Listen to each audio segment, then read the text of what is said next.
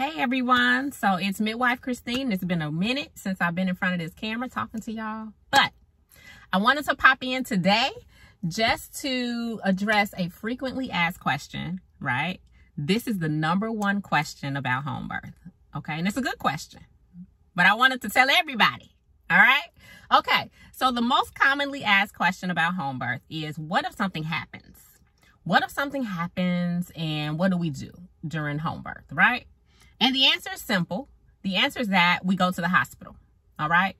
No responsible midwife is going to allow you to stay home during labor to give birth when there is a sign or clinical finding that is telling us that home is no longer the best place for you to be, okay? Maybe there's an issue with the baby's heart tones, or maybe your health has been compromised in some way, but a responsible midwife is going to transfer you into a hospital, all right?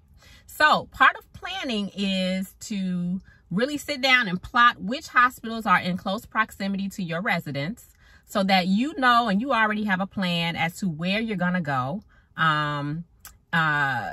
in the event transfer is needed. Now, if you're one of the lucky ones and you have a physician who supports your home birth and is on, call for you in case you need them during your labor or birth, then that's great. You probably already have the hospital where that doctor or physician would be, right? But I can say most mommies who are planning for home birth do not have that ideal setup where they have a physician on call and supporting them and there for them if they need them to be, okay? So that is what happens. And under the law is that, if a pregnant mom in labor presents to a hospital with OB services, that they have to take care of that mom, okay? You can't be turned away. Doesn't matter if you've been to seeing a doctor at that hospital or not. Doesn't matter if, you received prenatal care or not. Hopefully that's not the case. But if you were out of town, right? And if you became ill and you're pregnant, or you had some preterm issues and presented to a labor and delivery unit as a walk-in client, patient, you have to be cared for, okay? So that's the way home birth works when we transfer mommies to the hospital setting, okay? They are transferred through the service that is taking care of laboring moms and babies, whoever that physician is on call. They are assuming care of you, all right?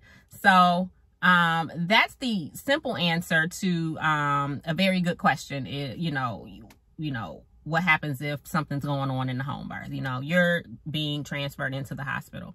Hopefully you're going with your records and you're able to communicate, and your midwife is able to communicate with the staff while you're there and give report on what's been happening over the past few hours during your course of care to help with the smooth transition into care into the hospital setting. And that's what happens, okay? So I want you all to think about that. Spread that word and share that word with, your partners and your family members, because I guarantee you that's the first question that they ask, all right? So, yes, that's the good word on this good day. Bye.